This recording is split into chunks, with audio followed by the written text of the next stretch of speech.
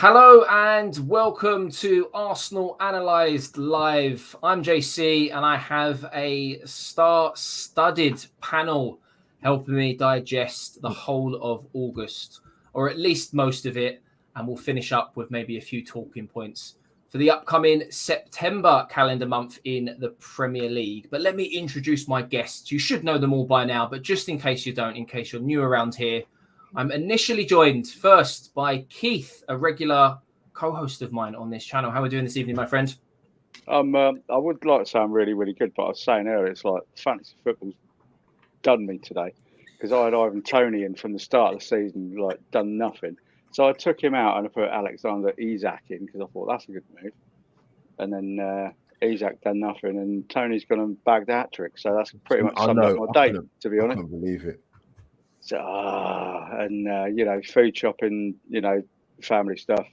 Busy day, but looking forward to this. This should be a lot of fun tonight. Good. I'm hoping so. And next week, when you make your change, let me know so I can do the opposite, because it means I'm going to get points. I'll tell you a funny story, actually. Right, I jinx everybody that I put in the FPL. And a few years ago, I didn't have Aguero in, and he was scoring goals for fun. And there was like the Wednesday game, so we had like the transfer window was like sort of 6:30 on a Wednesday night. So the Tuesday night, I put Aguero in, and literally within half hour, he had a car crash. Oh yeah, I remember. And you remember that? And he was out for like 2 or 3 weeks. Obviously, luckily, it was nothing serious, but it absolutely ruined my dream team for the next couple of weeks. So yeah, that's what I do. I just jinx players. Anyway, it's enough about me. Cheers for having us back on. Anyway. No worries, no worries. Up next, my brother from another mother, as we like to say, Albert, my man. How we doing? Thank you very much for coming on. Yeah, not bad. I got my phone back for the people that do know the story. Oh my god! But yeah, it's mad technology, man. We need it, believe me. Yeah, I'm good, JC, man. I was at the Guna versus Cancer charity thing yesterday. First one I've been to with Mike. So I met Mike before, but yeah, it's fantastic, man. Networking, as I always said to you, massively important. Get to meet people, and yeah, it's really good, man. And channel-wise, mate, yeah, good, man. I did a preview this morning with my debutant Ray, top guy, man. Met him at the AlbertJTV thing. Definitely get him on, man. He's a good guy, man. And yeah, life stories episode hopefully this week. hopefully. Brilliant. Well, look, thank you very much for some time on a Saturday night, which is not always easy for most people. People have got other plans and things to do. And all the way from the other side of the world, my man Neil from America, Florida even. Yes. How we doing, bro? I'm good. How are you guys doing? Good. Good. It's living the dream.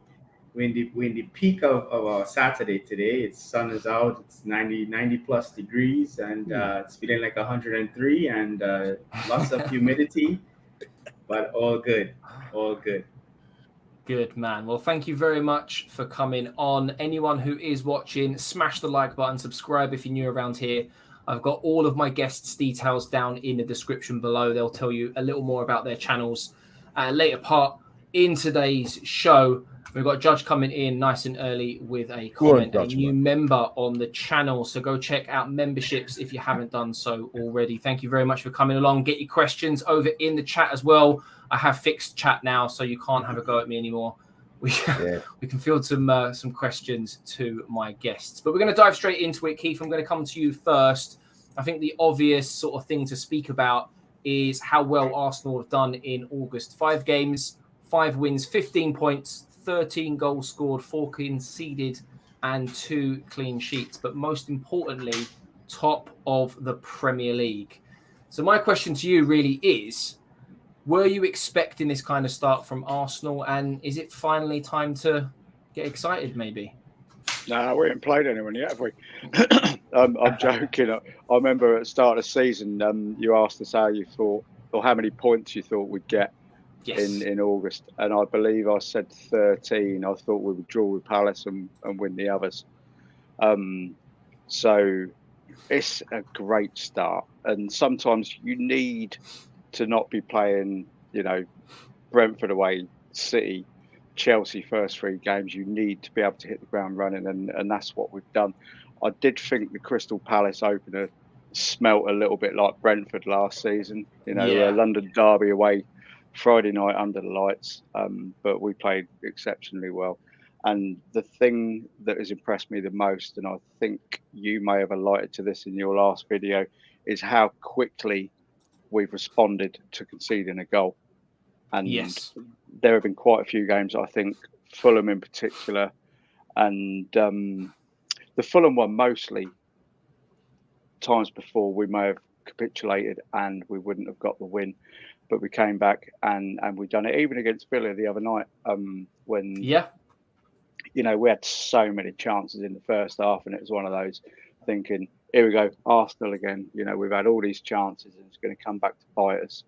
Then they equalised, but we went straight up the other end, and Gabby scored. And I was very, very happy to see Emi Martinez have a bit of a stinker, to be honest. He did, didn't he? Because he's not conducted himself the best way since he left. But that's the main thing for me, how quickly we've responded to setbacks.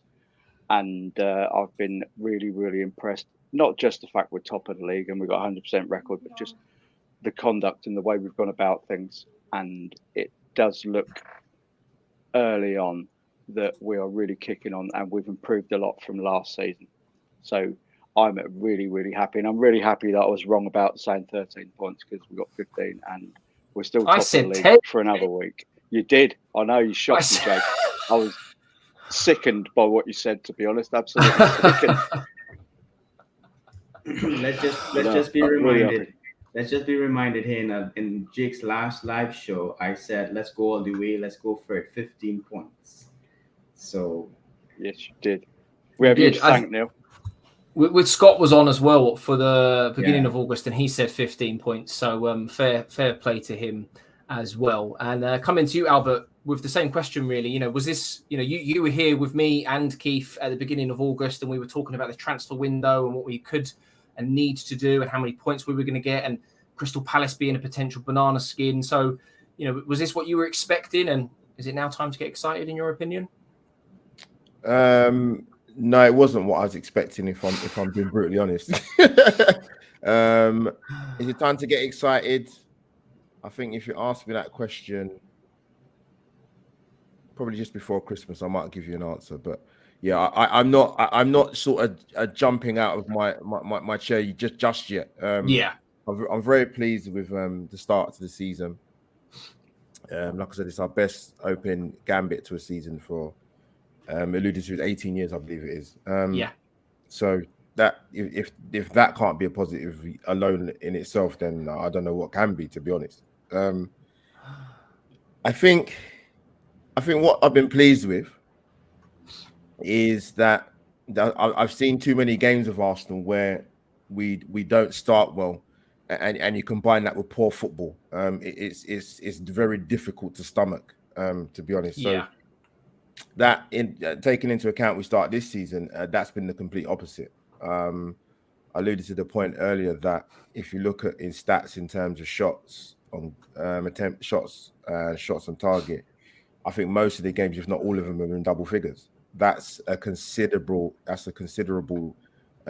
upturn, and it's no coincidence that with the signing of Zinchenko and in particular Jesus are very central to that. Very, very central. And Odegaard obviously started the season pretty well as well. But yeah, I've been buoyed by the start. It's been what I like is I think the last couple of years we're a bit more of a physically imposing side, and massively. And from a front three perspective, I've moaned about this for quite a few years about even when the Babiak was here.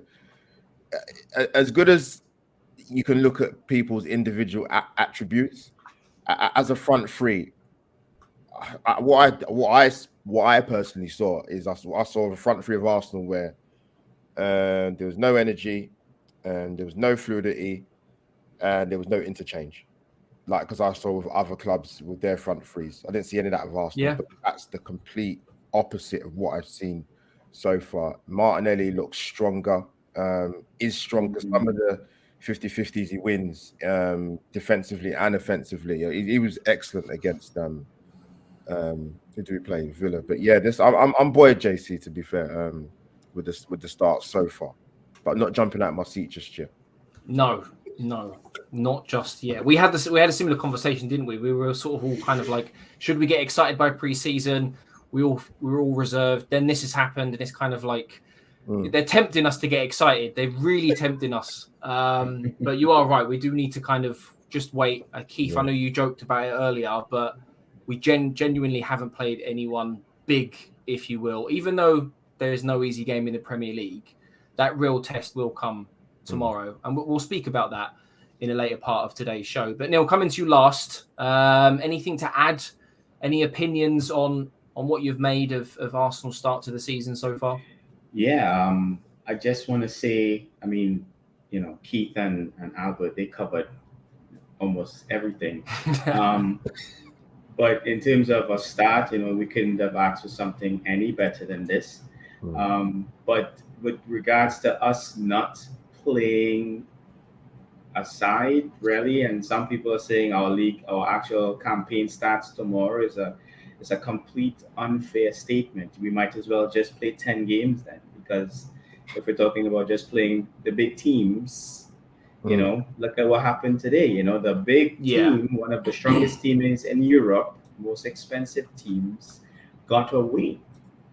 Actually, two teams got away today, Chelsea and City. So I think it's kind of unfair. Every team, we have to owe them respect because we play who we have in front of us, and it can go either way. Well said. No, make some very, very, very good points. One game at a time, and we'll see where we can go with it. And we did get some wins over some big teams last season. It's funny because we won the games that we didn't expect to win, or the ones that would be tough. The Man United game that me and Albert were at, the Chelsea game, and then we lost to Brighton and was it Southampton or Palace? Southampton, Palace, Brighton. So all three, Arsenal, all three. We never do it the easy way, do we? Yeah. But look, Neil, I'm going to come back to you straight away on the next question because last time Keith and Albert stole all the thunder with their answers. So, but the Europa League, we're back in Europe after a small break. The draw was not so long ago. I just wanted to grab your thoughts on the draw. We drew PSV, I think it's Glimt. I could be saying that incorrectly, a team from Norway, and then Zurich from Switzerland. So what are your thoughts on the draw? Bit of a loaded question. Who would you consider our main rivals, and what are you expecting Arsenal to do in this particular competition? I think, obviously, but not obviously, because with all due respect to the other two teams, I think PSV has some historical pedigree, and we would want to obviously put some emphasis on that game, but also, as I just said, we have to play who's in front of us, so we can't take any game lightly. I don't believe I'm not too favored in terms of this team called Group of Death. You can beat anyone on any given day, but there's a home and away leg, so I think I want to believe that we're favorites to top the group. So I would say, PSV is the one that we have to really keep our eye on. And in terms of the whole competition, some of the other rivals, if you will, could be Man United, Roma. I don't want to say Olympiacos, but we've got some history there. But what are your thoughts on our chances of winning the whole competition? Would you say, Neil? I want to see how we progress through the group first before I give an answer. I'm kind of with Albert. I love everything that I'm seeing. I love every single thing, every minute that we're playing, and every duel that we're winning. But I want to see us just gradually progress in every competition that we're in, and then we can talk after maybe round of 16. Let's wait and see. First two games coming up in September. Albert, what are your thoughts on the Europa League? It's one of the two routes into Champions League football next year. What are your thoughts on the draw and our chances of winning the whole thing? Yeah, kind of echo a little bit of what Neil said. I mean, the standout one is obviously PSV Eindhoven, and we'll get to see the man that has been touted around the transfer window, Cody Gakpo. Yes. You know, so and we'll also see Ibrahim Sangare as well, who has been touted with many clubs over here in the Premier League. But I wasn't actually aware. I was aware that he was in management, but I didn't realize Ruud van Nistelrooy was actually the manager of PSV. So, wow, I mean, he's gone into management. So, yeah, that's sort of the standout game, really. I've obviously heard of FC Zurich before, Switzerland. The other team from Norway, I've not heard before, so I can't give any expertise on Norwegian football and that team. But in terms of the competition, I like the question because I always come up with the same answer, and I'm never bored of saying it. And Keith will echo this as well. You know, we're looking to do something that's not been done in terms of the European trophy since George Graham. It's a long time ago, and it's something that really wrangles with me as an Arsenal fan. Actually, our European history is just, it's 2 trophies, man. If Mikel Arteta does that, and obviously I get the whole thing about you can get back into Champions League that way, but the significance of winning the European trophy as an Arsenal manager is massive. Oh, huge! And that could never be underplayed because we have, as an Arsenal fan, we're not used to winning European trophies. I mean, I'm lucky enough to be alive to see us win the last one. Listen, it'd be massive if we could do it. I like silverware. It's a shame we haven't added more European titles to the cabinet, but I would love a trophy. I'm being greedy, actually, by the way. I would love, I would love the trophy and top 4. And when I say top 4, get it in the league and win that trophy. That trophy, nothing against the League Cup. Again, you know what I mean, we'll touch on that, so I won't go too much into it. But yeah, get us that'll be a big achievement if it's happened, to be honest. No, very, very good points. Unfortunately, I've never seen Arsenal win a European trophy. The last one that I watched that we came close to was against Barcelona, that we lost. So that was a very painful day for me, and I imagine you guys as well. So, Keith, what are your thoughts? Same question. Albert's right. I will echo what he's just said. Yeah. Like, if you look at, we're the nearly men of so many European finals. Yeah. Going back to 1980 against Valencia when we lost on penalty, Graham Rix missed the decider. And then we beat Parma. Was it 94? Yeah, Casey's playing that final. Casey, that final. Exactly. Right, he was suspended. With that's one game, Keith, and that was definitely 1-0 to the Arsenal, man. Yeah, so was. And then you've got like Naeem from the halfway line, Barcelona, Baku. It's like, if you were to offer me one cup competition, even though I love the FA Cup and you know, it's so much tradition and it's so important. But if I was to be offered one cup competition, it would be a European. 100%. Just like 100%. Albert said, just for a manager to be able to repeat what George did back in '94. Regarding the group, I had no idea who Bodo Glimt were, and they've got a little hyphen between the two names. So they've got 2 names. So they must be pretty good. I didn't even know what country they were from, Jake, to be honest. I had to Google it about half hour ago.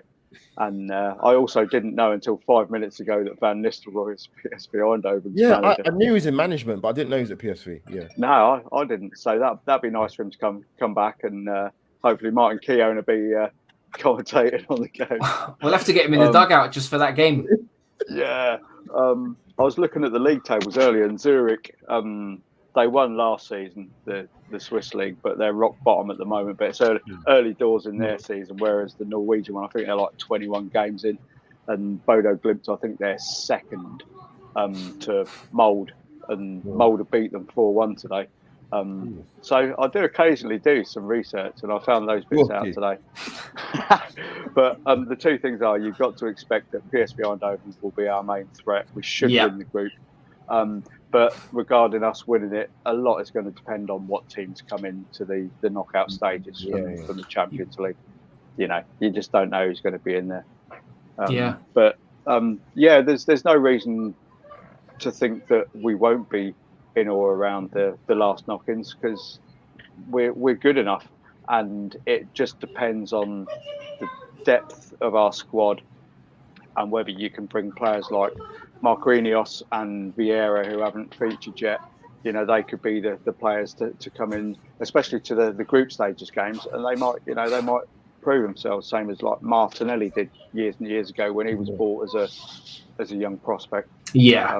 But I'm quietly confident we'll do well, and you never know, we might win. Where's the final being played? I've got no idea. Good question. I'm not sure. No. Good question, chat. Get involved. Help us out, chat, please. Moving on swiftly. Whilst we're on the subject of cup competitions, Albert, I'll come to you first this time. We drew Brighton in the Carabao Cup. Not a competition that Arsenal have necessarily ever taken massively serious. I know we've been to the final quite a few times over the last sort of 15 to 20 years. Seems to be a trophy that Man City like the look of. What are your thoughts on the competition? Are you bothered by it? What are your general thoughts with regards to Arsenal taking it seriously this year? Listen, I'd love another League Cup. Again, it's actually the same answer to the previous question. Like, again, Keith will vouch for me. Like, last time we won it was 93. It's been a long time. Yeah, right. He was playing, Merson and Steve Morrow. We beat Sheffield Wednesday in the final at Wembley. It's weird. Even Wenger couldn't get that trophy. Like, it's a long time to not win that trophy. It baffles me. It does. We've been in finals, but yeah, have we been close? The Birmingham, Chelsea at the Millennium Stadium, City gave us a hiding. It's been a sorry tale. Yeah, to be honest with you. Even the Invincible season, we lost to Middlesbrough in the semi-final. I know disrespect, but yeah, I don't know. I'd love to see us win the League Cup. I have no problem with it. For me, people say they like silverware. If it's a Europa League or the old UEFA Cup back then, or whatever you want to call it, FA Cup, League Cup. Listen, I love trophies, man. So it'd be interesting. That for the actual draw itself. It's funny because I was on the phone to RJ when the draw was taking place. Yeah. I was saying to him, I reckon, because I think there's about 4 balls left in the draw, and we hadn't been drawn out, so we knew we was going to get a difficult time. Yeah. And I thought we're going to be playing Gillingham. I wonder the Arsenal fans they don't mind no way trip, you know what I mean? So I get it. The Arsenal fans that are going week in week out probably thinking, you know what, we wouldn't mind in the way there, and I get it. I do get it. But obviously, I was thinking, I want us to get our home time because I want to go. And we've got Brighton, so not going to be easy, man. No, they're playing well. Yeah, irrespective of personnel in their team, they play some really, really good stuff, man. Good football, good manager there. So it'd be tough, man. But I'll be glad to get a ticket to go, man. I'll be there personally. I need to get back down the Emirates, whether it's for that game or for another. I haven't been this season. I need to get myself down there. I'm slacking big time. So coming to you next, Neil. Same question. What are your thoughts? Do you class the Carabao Cup as an important trophy or just a competition to rotate? What are your thoughts? It's absolutely an important trophy. It's a trophy that we kind of suffer a lot in comparison as well as a European Cup. Yeah, we last time we won that was when 93, 94. It's a long time, long time, man. So it's around the last time we also won a European title. So I think it's important if we could get silverware. We have cabinet. We're running out of space, but we could find a little spot somewhere in the cabinet for it. But going back to the Europa League final, it's going to be in Budapest, the Pukas Arena. Okay. Yeah, May 31st. So you guys are way closer to Budapest than I am. So so maybe you guys can make your way over there if we do. Maybe, who knows? Yeah, but definitely the League Cup is extremely important. Silverware is important, man. We have to remember that's one thing that we have over them guys down the road. We actually have silverware to talk about, and we have to put emphasis on it. Use the under 21s during if we have to, and as we get closer, put that nail in the coffin. Absolutely. And I think the really interesting thing with the Carabao Cup is the time of the season where the final is played. When you win a trophy at that time of the season with that many games, if we're still in Europe and we're still in, contention for top 4, that could be a huge morale booster for this entire squad should we win the competition. Keith, what are your thoughts? Only to echo what both Albert and Neil have said, like a trophy is a trophy at the end of the day. And I like your point about the Carabao Cup, because obviously it comes around quite early. Yeah. And it's a real kick on to win something like that. And there is the opportunity to blood some of the younger players or some of the fringe players. And then you build up as you go along. It's sometimes I feel a bit. I'd like to see the same squad kept all the way through, but then when you get to a final, it's like it's a final at the end of the day. And when Albert mentioned the Birmingham final, I just got these most disgusting shivers remembering what happened at the end of that game.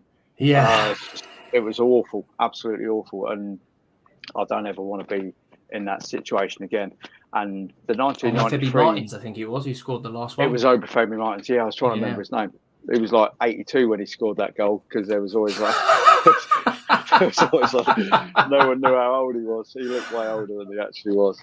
But I remember the 93 final was the first time names and squad numbers were worn on the back of the shirts. It was a Coca-Cola final, wasn't it? Yes. And I actually went to the FA Cup final and the replay, and the only way I could get a ticket was being the Wednesday end. That's why all this is like ingrained in my memory. Going back to the original question, after I've wandered off on this weird tangent as usual, Brighton is a really, really tough tie. Graham Potter has done an absolutely fantastic job there. Oh, brilliant.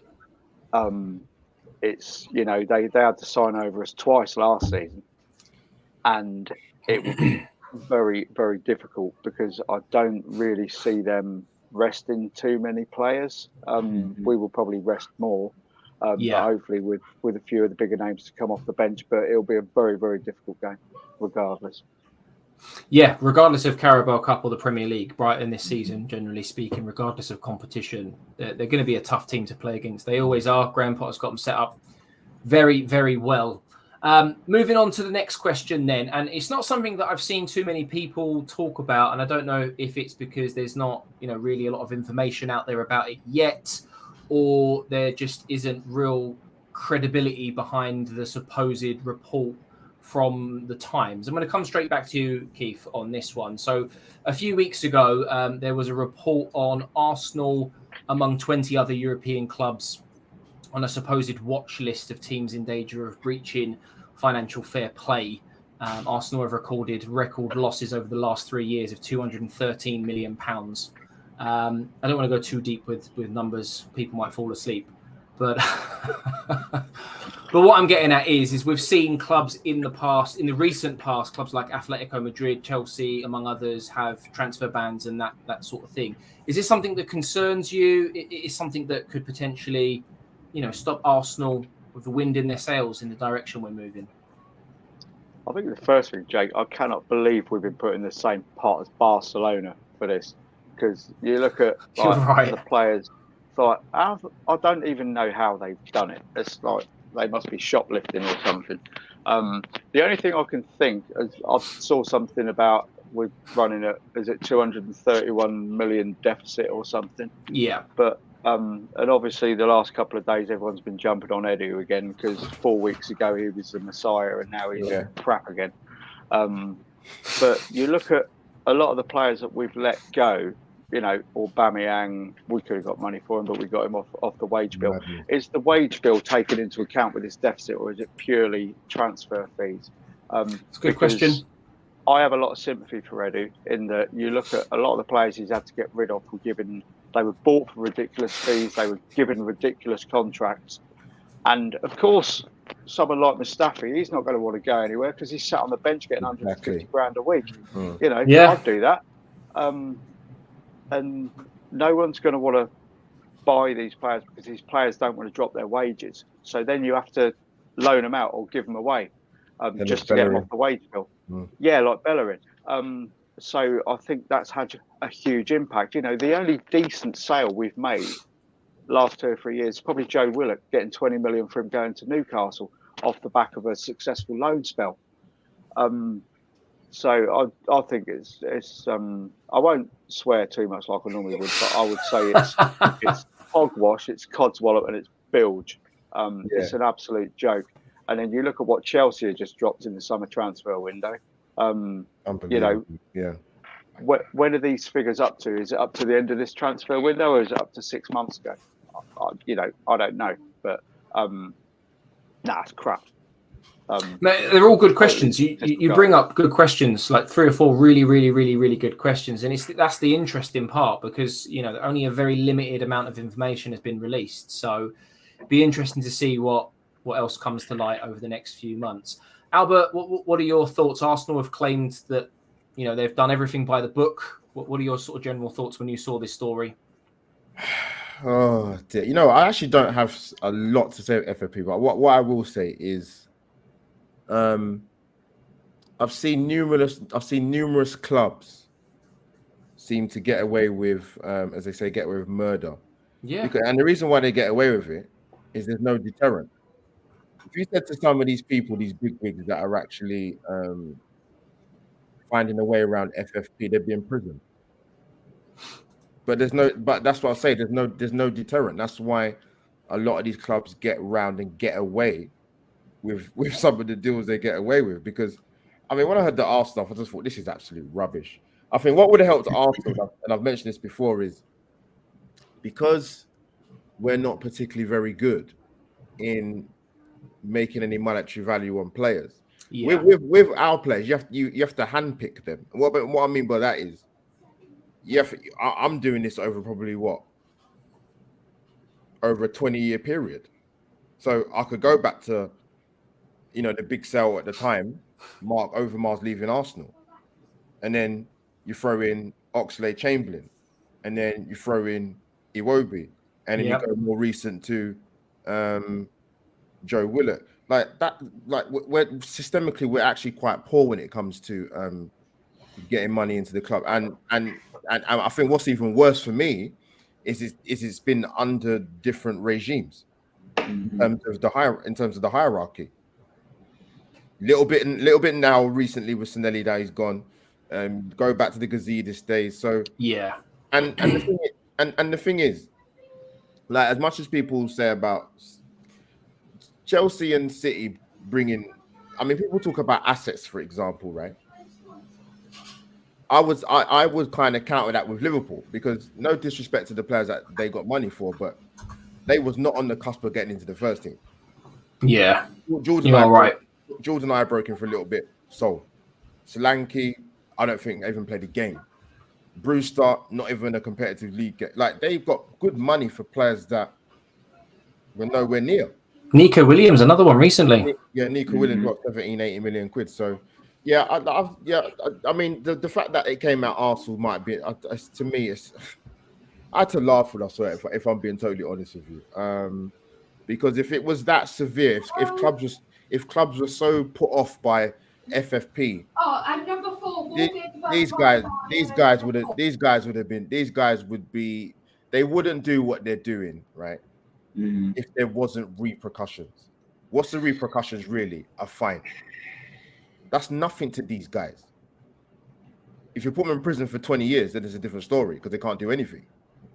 But listen, man, that's kind of my thing on it. I don't think anything will happen with Arsenal. I don't think Arsenal, as they say, they're quite confident that they haven't breached any sort of a financial fair play, or they broke any rules. So yeah, I'm not sweating too much, to be honest with you, because I don't personally have to deal with that type of heat in terms of FFP. it's fine. Thankfully. So, yeah, thankfully, yeah. So yeah, that's my thoughts, bro. Yeah, there's no deterrent. There's no deterrent. Yeah.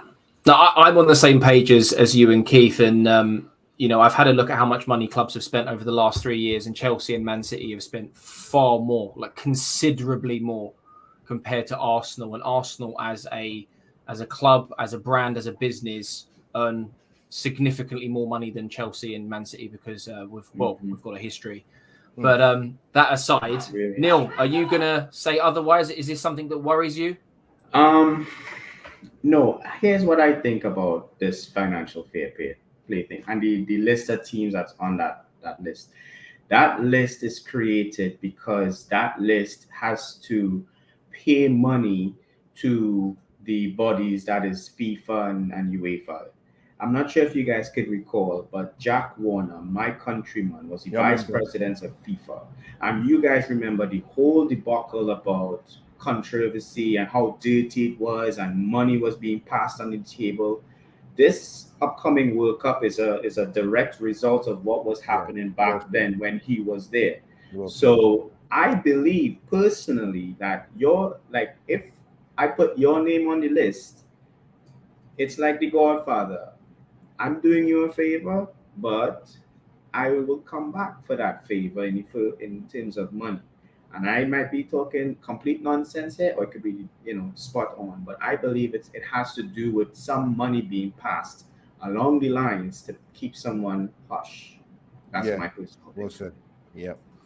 No, it's a very, very good way of looking at it as well. So people in the chat, let me know what your thoughts are. We've got a question coming in from Judge as well. Do you believe we can seriously keep the pace up long enough to make a title run? Does anyone want to answer this question for me?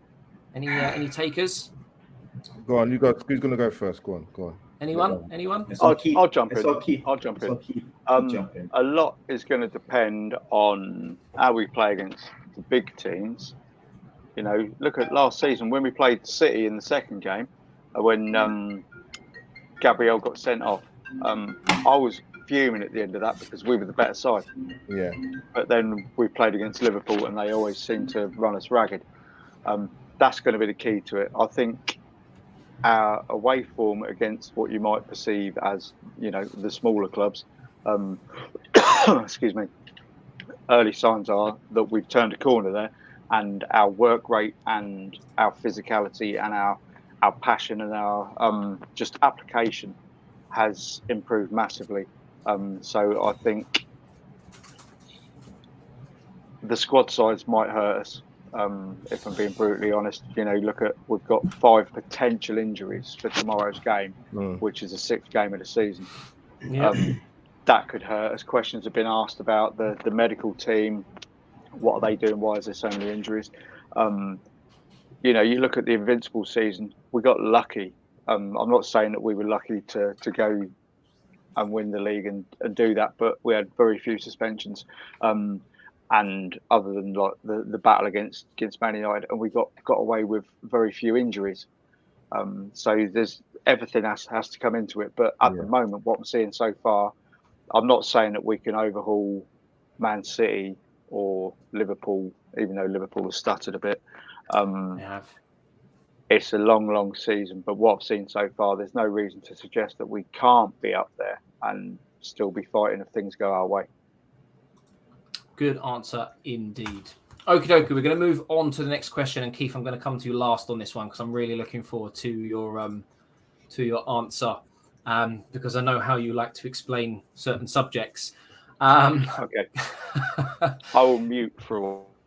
Neil, Celebration Police. Me and Albert and his guests over on his channel spoke about this earlier this week at length. I'm not too sure if you've seen the clip of Andy Gray, Richard Keys, and co. But just wanted to grab a few more opinions on the particular subject of Arsenal being front and forward with regards to being battered by people on this subject. Let me just say that Arsenal Football Club has a larger fan base than anyone else in the world. And let me tell you why. They're fans of this club that purposely like to ridicule the club. Any little thing, every little thing. They're even talking about Arteta and the way that he conducts himself at the touchline. Like, they've never seen that before. Like, I mean, is there anything else that they would like to complain about? When Manchester United or the Man Cities or Pep Guardiola is doing the same thing, or when Jurgen Klopp is upset and he's ranting at his players, or, these things are like minor stuff.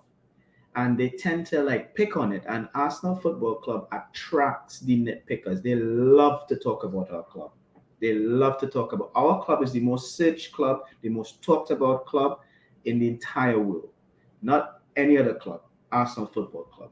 And they could take it and stuff it where the sun don't shine. Because in my opinion, what's so wrong about celebrating 5 wins in a row? If we go on to make it 6 wins in a row, that will be the 5th English club to go on and do that. Newcastle, Chelsea, United, and Liverpool, and City. So the 6th club to go on and do it has done this before. No one else. So Simon, Joe, all those people on TalkSport, they could go jump in a lake, play in traffic for all I care. Keith, there you go, my brother. Just on cue. No, you're absolutely spot on. It does feel like there is an agenda against Arsenal at times, whether it's the celebration police or something else. And Albert, you spoke about this on your channel, as I mentioned earlier this week, and you made some fantastic points. So I'd love to share those points again. What were your thoughts on the subject? I mean, the first thing is, and the most easiest thing to say is Arsenal were not liked. Mm-hmm. That's the first thing. Let's have it right. They're not. Yeah. Secondly, I think there's two ways I kind of look at it. Probably, I've looked at it probably more so in recent days. Is you got people that do it to stay relevant. Yeah, they do. And you've just got people that hate Arsenal. So what I mean by that is, I'll give you 2 examples. Tottenham, the first example. Yeah. And it's not even making digs because it's factual, it's truth. These guys have not won an FA Cup since 1991. Right?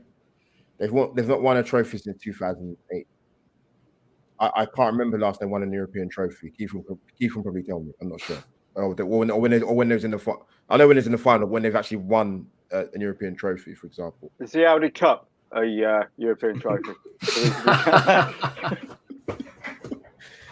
And I see a lot of praise for a club that historically doesn't deliver.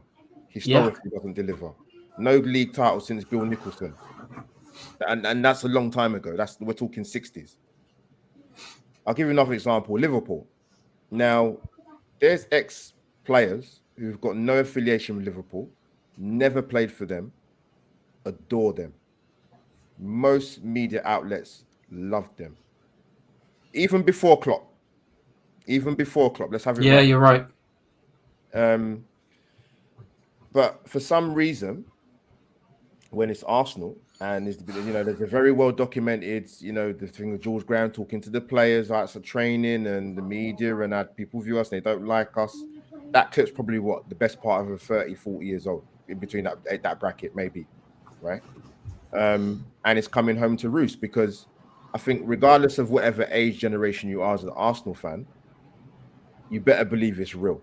This is not made up. Neil makes a fantastic point in regards to other fans, ridiculing our club. There's a difference between banter and ridicule. That's why I don't have a lot of time for fans that ridicule our club, because we have an esteemed history. For some reason, I've seen Man United fans doing watch-alongs of Arsenal this season, finding a way to still ridicule our club after 5 wins on the spin. It blows my mind. I don't understand that. And to be honest with you, and I will say it's United fans. It's very, very, very well-known YouTubers. Forget whether you're good at what you do. That's not the issue. That's a completely separate issue. It's the fact that when you don't get your point across, or you don't agree with what somebody says, your go-to thing is, let's ridicule Arsenal. Yeah, it's an odd obsession, and I don't have any respect for anybody like that, because I don't get it. It doesn't make any sense to me. We're 5 games into the season, we haven't lost. So how can you ridicule a club that's had a good start to a season, that has won a league title at Old Trafford, has won a league title at White Hart Lane, and has won a league title at Anfield in our history, and you ridicule our football club? Are you out of your mind? Make it make sense, bro. Make it make sense. It never will. It never will. Until we grow old and grey, it's going to continue. It will continue. Keith. Read Keith in, mate. Keith, go on, give it to me. Both barrels, mate. How much time have we got? right? I'm going to start with Keys and Gray first, although they're not the only people to do this. Yeah. But let's not forget, about 15 years ago, they got the sack from Sky Sports for ridiculing a female referee's assistant. Yes. Because she was female. Yeah. And now, we're in the middle of something where women's football and women being involved in football needs to be supported. And we do it. I row with people on a daily basis for being misogynistic dinosaurs. And that's what these two are. And the only way they can work now is to work in a country that's got one of the poorest equality and diversity records on the planet. And Albert's absolutely right. They're trying to remain relevant by saying these things. And Keys is still going back and forth with Gooners. I saw George. He had a dig at him earlier, and they're trying to remain relevant. But they're not the only ones. This was happening last season with obviously Talk Sport and everyone who's involved with it. Gabby Agbonlahor, O'Hara, I don't even know what to say about O'Hara. Then the other day you got like Graham Souness jumping in. Yeah, and Jordan. Apparently everyone's scared of Souness. Like Redknapp was saying, he's terrified of Souness. And then you've got everyone else. It's like, okay, so we celebrated scoring a winning goal against a newly promoted team, which is absolutely disgusting. We should be fucking ashamed of ourselves. But then the next day, the Spurs players are jumping into the crowd because they've scored a second goal against Nottingham Forest. Who are they not newly promoted as well?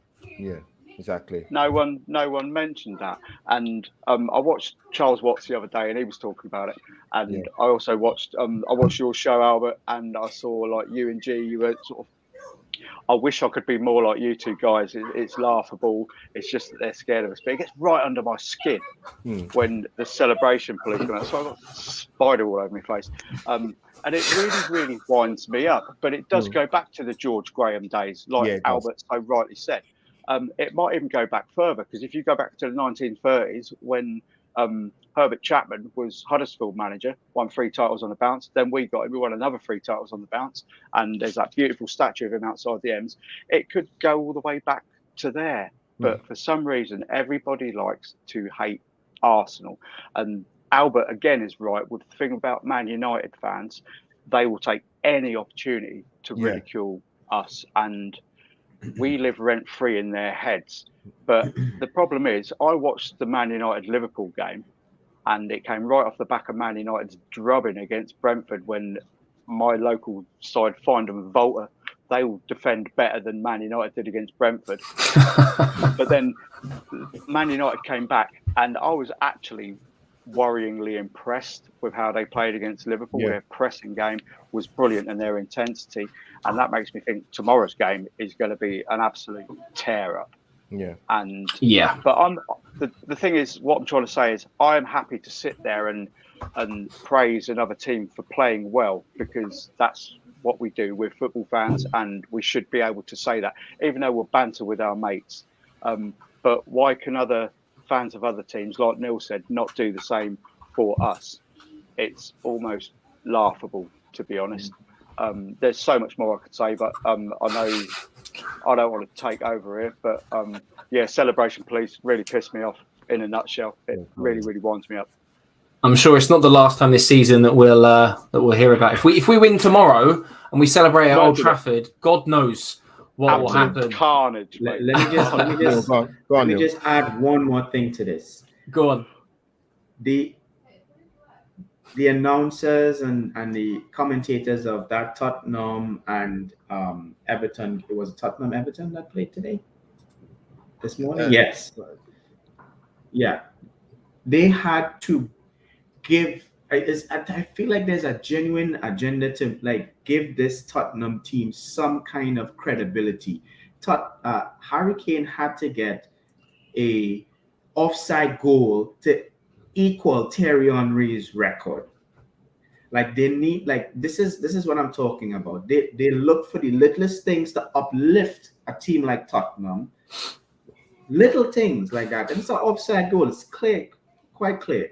Rather than a team that's been struggling and is now finding their feet and has gone 5 games unbeaten, conceded twice in the league. Like, come on, man. Like, what else do you guys need? what else do you guys need to just say something positive about the way that we've been performing so far? You know, sorry about my rant. No, all good points. The sleeping giant that have been asleep for 18 years has finally woken up, and people simply don't like it. It is as simple as that. Okay, so one final serious question, if you will, before we get on to 2 quick fire questions to finish up the show. Albert, I'm going to come to you first this time. And when we were on your channel the other day, the window hadn't closed just yet, I don't think. And there were question marks as to whether or not Arsenal were going to bring in a midfield player because of El Neni's injury, whether or not we were going to bring in a backup to Saka. I just wanted to grab your thoughts on the fact that Arsenal didn't get any further sort of deals done, whether or not it's going to sort of potentially impact Arsenal. Are you happy with the squad, for example? What are your thoughts? I'm never happy, JC.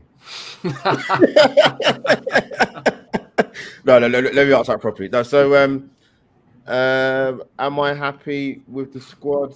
If I'm honest, in a one-word answer, no. If I was rating the window out of 10, I've already done it, but it's even been confirmed now because the window's over. It's a 7 out of 10. I said the end of last season. Actually, I said it at the event yesterday as well. That realistically, Arsenal will bring in four players, and they did. I don't include Matt Turner, not a disrespect, but we knew he was coming in January. So I say it's 4. But then when you look at the 4 signings, where was the central kind of player to come in and be the backup? But then when you look at it and think to yourself, well, actually, they obviously knew they wasn't going to send Lokonga out on loan. Yeah. They'd given Mohamed El Neni a contract year extension. So that would tell me that, and Arsenal fans might not like to hear it, that they was content with the midfield that they had, or midfield options that they had. I wasn't happy with that. And I was disappointed the last day of the window. I'm not going to sit here and lie, because I said at the time, 3-4 weeks ago, Arsenal realistically will get one more in. People like 2. I said, Arsenal are not. Listen, I've got no connection with Arsenal. As Harry and Tom said, they're not on the payroll at Arsenal. and I'm not either, believe it or not. Yeah. Actually, it's very easy to believe I'm not on the payroll at Arsenal, but Arsenal were never going to get 2 or 3 in. Let's be honest with ourselves with Arsenal. Realistically, Arsenal fans are going to be thinking we'll definitely get one more in. It's going to be either or the winger or the central midfield player. I was the same. Yeah, for me, it was centrally. It had to be centrally. I think the only reason why they went for Douglas Luiz, and I actually would have had no problem with him coming to Arsenal, by the way, in my own humble opinion, and we was linked with him before. I was shocked the deal never got done. Not because not with any fault of Arsenal. Let me make that clear before people start doing hashtag #EduWow. That was Villa. That was all on Villa. They know the player doesn't want to be there. He's within the last 8 or 9 months of his contract. £25 million should have got the deal done. So I was shocked. And I actually thought the working relationship between both clubs, the deal would have been done. Yeah. Martinez, Chambers. Historically, I don't think there's been any issues between Arsenal and Villa before. Unlike with Napoli, Man City, there was a bit of issue there with like players. But so I was surprised that, he's staying and all this. I'm like, where's that come from? But that's the only reason why I think they went in for him. And because of the injuries to Partey and El Neni, I don't think they would have even gone for a midfield player. Yeah. Yeah, you make a good point about Douglas Luiz, because me personally, I thought it would have been, if anyone, it was going to, after the Neto thing calmed down, I thought, Tielemans, it's going to be Tielemans. If it's going to be anyone, it's going to be Tielemans. And then the El Neni and the Partey thing happened. And I know we've been linked with Douglas Luiz before. I think you spoke to me about him all the way back in January when we were initially linked with a midfield player after Maitland-Niles left. Yeah, I think we spoke on the AlbertJTV. Actually, I think we were rolling as well. But you're right. Yeah, I wouldn't have been against it. There's been another Brazilian as well, so it wouldn't have been either. I'm going to start wearing their home jersey soon. So he weren't bad. He weren't bad today either for Villa, if I'm being honest. But I'm not saying that to rub it in. But I just think I look at it and I think Arsenal were quite clearly not sold on the Tielemans thing. Hence the reason why there was never a bidding for in the first place. I don't think they was convinced. It's as simple as that. Unless Arsenal thought, okay, we might look at him because he can sign a pre-contract in January. And I've not heard any rumours he wants to move away from England. So we'll see. But listen, there's always options out there, my friend. Arsenal have gambled again a little bit for me. Injuries or not, by the way. Injuries or not. They've gambled a little bit again for me, if I'm being honest. So I get people's animosity or upset the other night a bit too much on some of the Instagram stories that I saw. I'm like, wow, this is a bit too strong. A good start to the window, but I get the disappointment, and I think most YouTubers at the higher end, I think they felt the same personally. Yeah, even though they was happy with the early business done. Yeah, no, you make a good point. It did start off really, really well, and I think some fans are really harsh in forgetting that we did bring in Jesus and Zinchenko, who have massively improved our side. But you know, they have every right to also be disappointed as well, because there were opportunities in the market for Arsenal to add depth, and it's not like Arsenal didn't need it. You know, it's clear to see where Arsenal needed additional players. Yeah. So. Maybe Tielemans and Luiz will be the first two signings of Arsenal's new campaign next season. We'll have to wait and see. Yeah. Keith, what are your thoughts? Go on, Keith. Remember to unmute myself. That's good. I remember pre-season when I think it was Albert and Scott were on as well, and we were talking about marking the transfer window out of 10, and I gave it an 8 because at that point we'd bought well. And I was hopeful that there would be one or two more additions.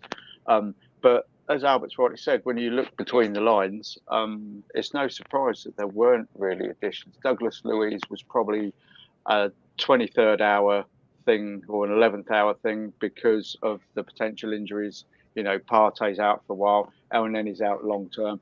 Odegaard, not sure because, you know, he kind of went down not under any sort of challenge the other night. So that could have been just a last minute thing. But it strikes me that the strategy through the summer was to get players in early doors. It's almost like it's structured in two parts, and then get rid of the players who are surplus to requirements in the second part, which we've done to a certain extent. Most of them have gone out on loan, let's face it. But I would mark it as a 6.5 or 7 out of 10 right now. I'm so happy with Jesus and Zinchenko in particular. I think Zinchenko is a signing of the summer for me. Absolutely outstanding signing that we've made. And it could even be that, I mean, there might be this thing with Aston Villa. I know the fans have tried making this rivalry on social media. But it's not, is it? But I can't remember. What's the Aston Villa chairman's name? Or is it Randy Lerner? Is he gone now, is he? No, it's not him anymore. I can't remember the guy's name. Find out. But he's renowned for being a really tough negotiator. Like, he got 100 million. Jim Perliso. Is he the director? I think so. I think it's him. That's it. Yeah, Perslow. He got 100 million for Jack Grealish, and he negotiated that the summer before. And he said, just let's keep him for a season. You can have him for 100 million. And he kept his market value, and he did that. And he got Chambers off us for, I don't know what the amount was. Wow. But he obviously knows Douglas Luiz has got 8 or 9 months left on his contract, and he wasn't in a rush to sell him. He wasn't going to panic on that. He's obviously happy to let him go. Yeah. So, I mean, can't be too hard on Edu because we don't know what the financial structure of the summer plan was. It could be that the Crosbys have said, right, you've got this, and time's gone by. We would have to sell players to, you know, speculate, to accumulate and get the funds in so we can buy. They've allowed them to buy and buy well, probably under the premise that you have to get rid of a lot of players. Yeah. And like I said earlier, it's not just about transfer fees, it's about getting players off the wage bill. Yeah. And we maybe need to look at that as well. Yeah, some good points made. Some very, very good points made. And yeah, I think most people will say it was around about a 7, maybe a little bit less, a little bit more. Neil, what are your thoughts on the squad? Are you happy with it? Are you disappointed that Arsenal didn't get those additional players in at the end?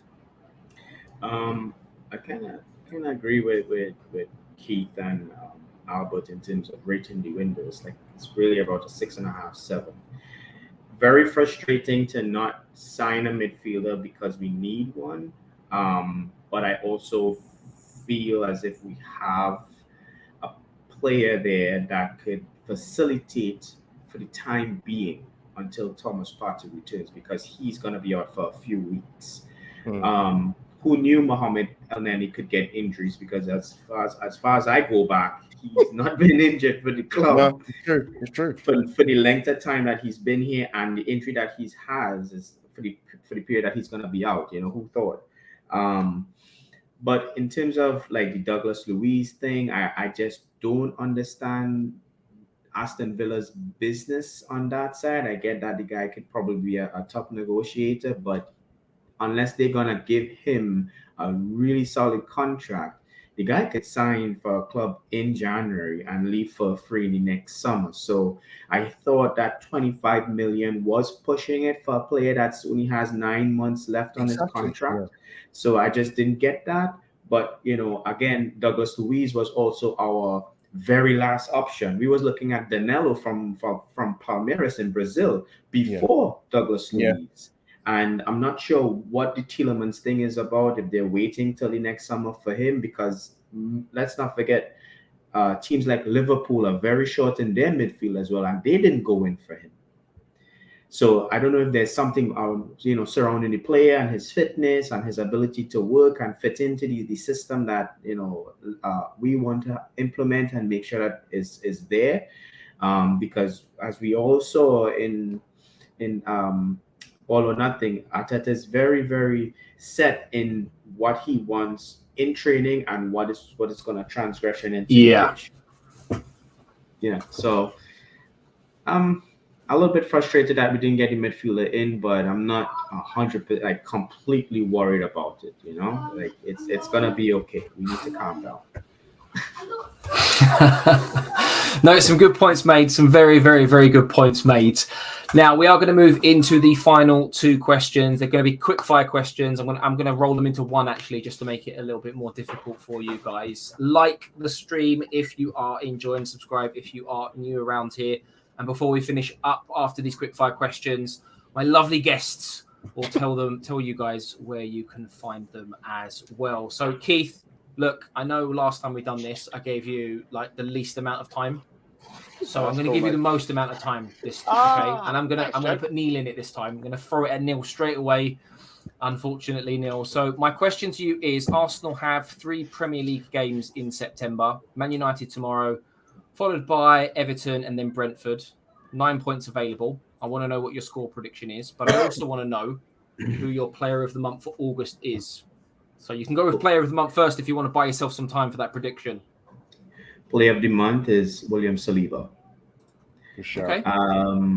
In terms of score prediction for tomorrow, it's going to be a toss-up, but I feel as if I'm feeling a 3-2 to the Arsenal. Oof. And in terms of the month, in terms of how many points, 9 points available. United, Everton, and Brentford.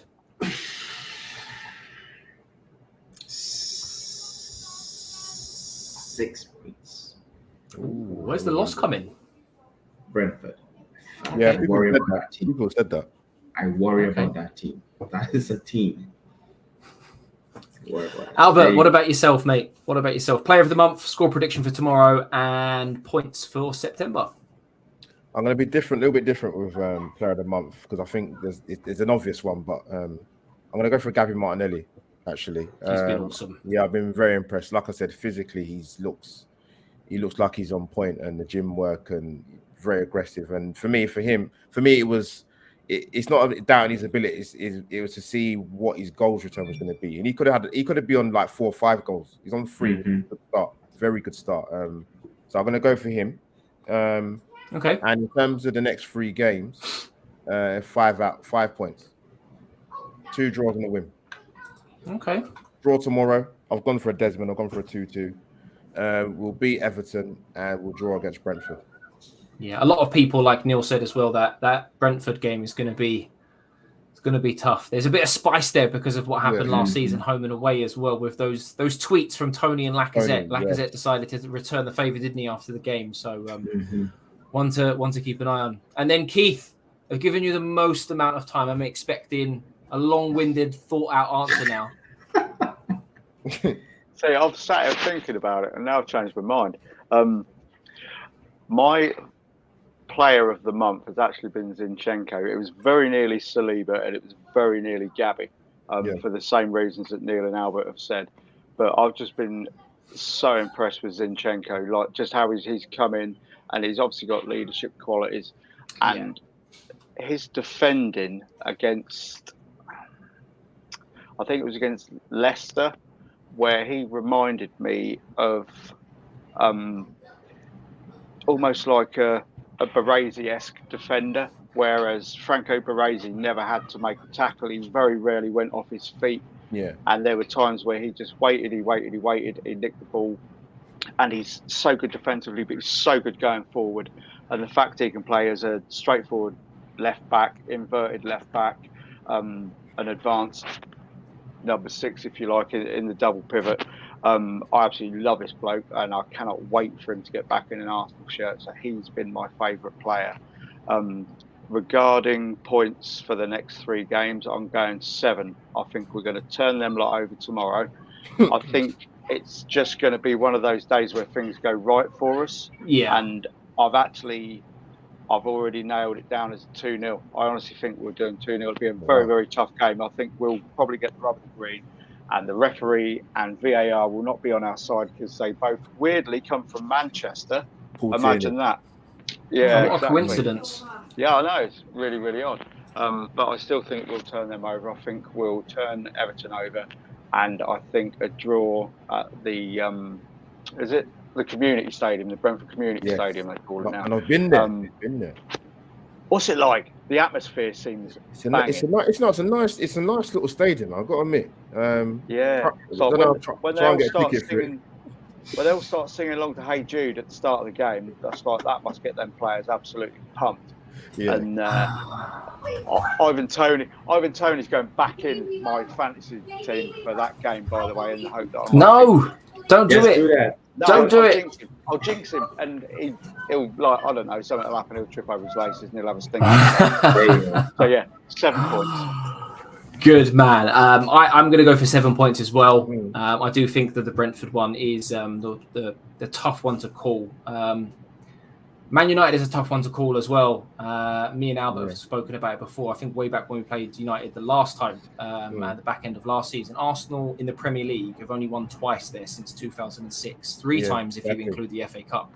So that tells its own story. So I did go for a win. I just think, with the way they've been playing this season and the way Arsenal have been playing, the way we've started, if there's ever going to be a year where we start to change things, like now is the best time. But we'll have to wait and see. I mean, it'll be really boring and go Gabriel Jesus for Player of the Month. I think a lot of people will probably say that as well. He's just completely changed the dimension of Arsenal going forward. Completely. Yeah. So brilliant. Well, that's going to about wrap things up for today's live stream. Just before we sign off for the evening, Keith, thank you very much for coming along, my friend. Where can the people find you? Firstly, thank you very, very much for having me along again, Jake. Always a pleasure. And it's always a pleasure to share the screen with those 2 beautiful specimens down there. So I've got a new channel called The Legends Podcast, which I haven't actually released any content yet. I've been researching so much on my first subject, and so much work and family stuff going on. But I'm hoping to do the debut episode of that on Tuesday. Yes. And so look out for that on Legends Podcast. And I've also got another channel called The Mad Ramblings of a Middle-Aged Man, which is hence my my Twitter handle. That's where it all started. I started writing a blog on Facebook about 5 years ago. Weirdly, it's got about like 6,000 followers on there.